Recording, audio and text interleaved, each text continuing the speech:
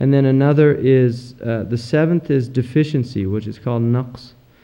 And this is that Allah subhanahu wa ta'ala lets us know that there are situations where there's deficiency, and that's a valid reason for excuses. For children, for instance, why there's no taklif for children. The lame, right? If somebody is physically incapable, they don't have the responsibility of jihad, of doing things, defending the city if they can't. Somebody who's blind. These are deficiencies that are recognized by Sharia, and there's absolutely no blemish or fault on the person who is deficient. And also women concerning livelihood, that women are not, because of the nature of children, the bearing of children, raising of children, Allah has excused women from the hardship of livelihood, of earning a living, and put that responsibility on men for that reason. And also Jumu'ah. The woman does not have to go to Jumu'ah because it would be an undue hardship on her because of the nature of her responsibilities with her children and other things. Yes. Would that then fit under overwhelming deficiency instead of under deficiency? Well, it goes under naqs.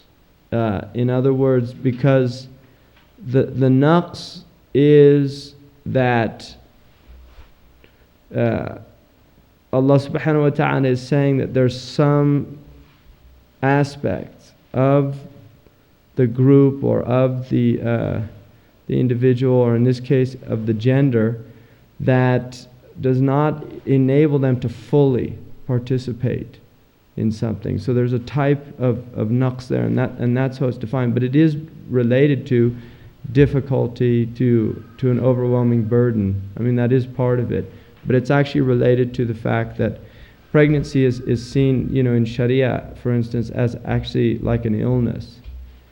And late-term pregnancy is considered an actual possible terminal illness, right? I mean, it's literally seen as an illness in which the person could very well die from.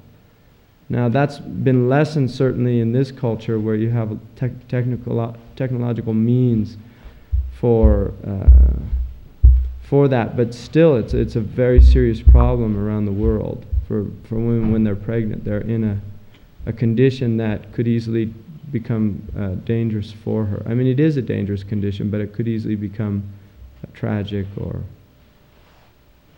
What is it about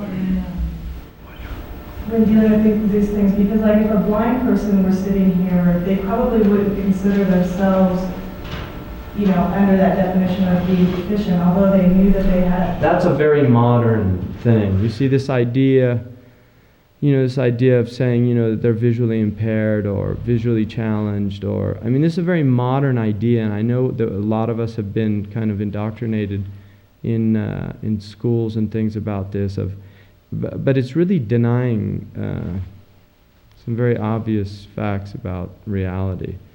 The Sharia is very clear that there is a naqs there. I mean that blindness is it does limit people. It does, whether we like it or not. It limits people, and what the Sharia is saying is this in no way reflects on their spiritual state or on who they are as a human being, but it does have an impact on certain things that they're not able to do, that other people are able to do. Absolutely, yes. That the Sharia definitely sees that. Now, this does not mean that, this is not a blanket statement for all women. There are women that are, more capable than most men in all the various areas that men do things in. It's not saying that this is every single woman, no, but it's saying because the majority of women will get pregnant, the majority of women will experience raising children. I mean, that the hukam goes for... yeah. Maybe the problem is the word deficient. I mean, if it was, that they have some limitations, or I don't know, just the word deficient is very... Naqasa means, in Arabic, Naqasa means, it does relate to limitations, you know. And limitations are yeah, I mean, we'll get into semantics, but it's in no way saying, like, from a Sharia point of view, a woman is spiritually the same as a man. It's literally no different at the spiritual level, and it's very clear in the Quran that, and in terms of her rights, in some ways the Sharia is actually, there is, well, Allah says, لَهُنَّ مِثْلُ الَّذِي عَلَيْهِنَّ. They have the same rights that are against them. بِالْمَعْرُوفِ. And then it says, وَلِلرِّجَالِ عَلَيْهِنَّ دَرَجَةً. And men have one degree over the women. That's in the Quran.